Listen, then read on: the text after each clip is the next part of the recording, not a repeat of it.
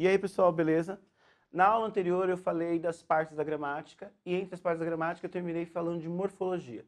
Eu expliquei que morfologia trata da formação e classificação das palavras. Como morfologia é um dos maiores capítulos da gramática, ele ocupa mais ou menos 50% de uma gramática, é preciso dividir isso em partes para explicar melhor. Então, em vez de falar de classificação, eu vou começar a falar para vocês sobre formação de palavras. Formação de palavras. Como que eu crio uma nova palavra? Como surge uma nova palavra?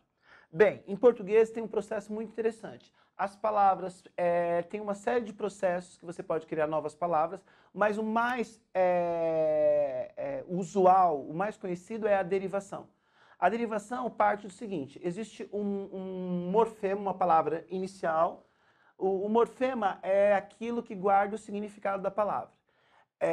Nós temos uma palavra inicial e a partir dessa palavra nós criamos outras palavras, ok? Para isso você tem que lembrar o que é raiz ou radical.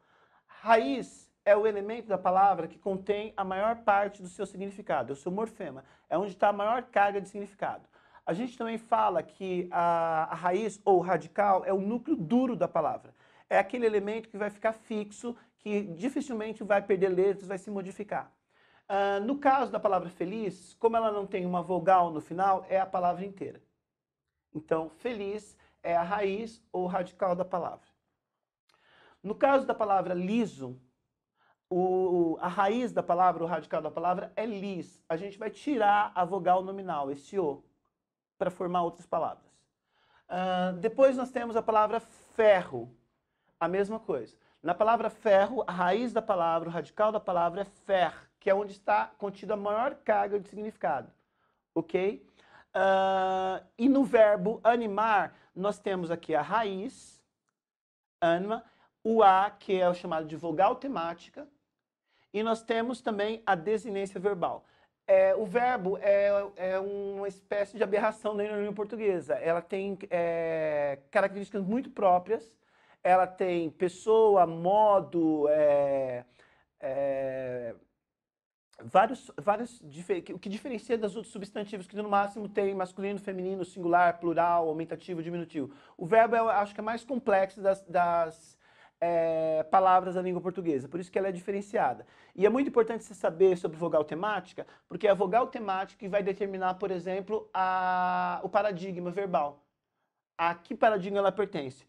Então, o A vai ser a primeira conjugação, o E a segunda conjugação, o I a terceira conjugação. Quando você junta uma raiz com a vogal temática, a gente tem aquilo que, quando a gente fala de verbo, a gente fala que é o tema do verbo. O tema do verbo.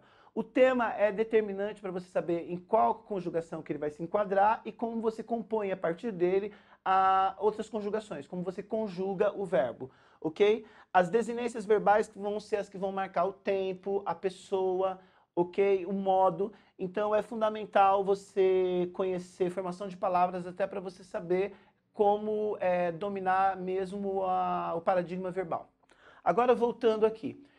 A derivação, eu tenho uma raiz e a partir dessa raiz eu vou construir, a partir dessa raiz eu construo novas palavras. Como que eu posso construir isso? Eu posso colocar um elemento aqui, no começo, que são os afixos. Se ele vem antes, a gente vai chamar de prefixo, porque ele vem antes, um prefixo. Ou eu posso colocar um afixo no final, o que a gente vai chamar de sufixo, porque ele vem no final da palavra, na ponta da palavra. Então, isso é uma forma de a gente criar novas palavras. Então, qual é o processo de derivação? Quais são os tipos de derivação? A primeira, a gente pode falar que é a derivação prefixal. Vamos entender isso. Eu coloco um elemento aqui, por exemplo, esse elemento vai ser in, mantenho a raiz mais feliz, e eu construo a palavra infeliz. Essa palavra nova, ela é uma derivação prefixal. Por que ela é chamada prefixal? Porque ela foi construída através do prefixo. Já se eu usar um sufixo, eu vou ter, por exemplo, eu vou pegar a raiz, o feliz, e vou colocar, por exemplo, o sufixo mente. Ok? E eu vou criar a palavra felizmente.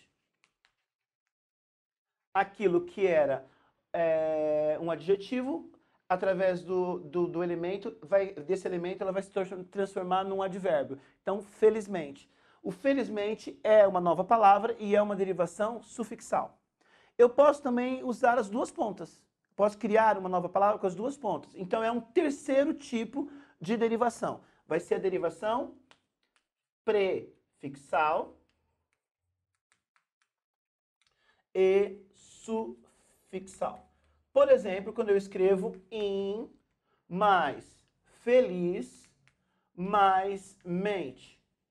O que eu criei a partir disso? É uma nova palavra, a palavra infelizmente. Infelizmente. Portanto, o que eu tenho aqui nesse caso? Eu tenho uma derivação prefixal e sufixal, porque eu usei os dois elementos da palavra.